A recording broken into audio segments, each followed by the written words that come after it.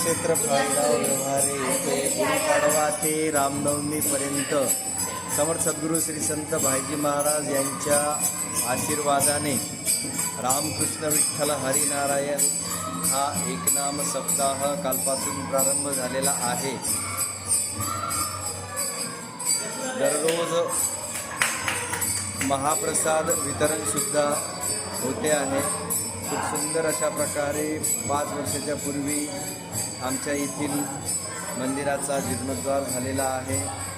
संपूर्ण गावकरी, भाविक भक्त आणि सोबतच परिसरामधील पंचक्रोशीमधील सर्व भाविक भक्त ह्या उत्सवाचा मोठ्या प्रमाणामध्ये लाभ घेतात।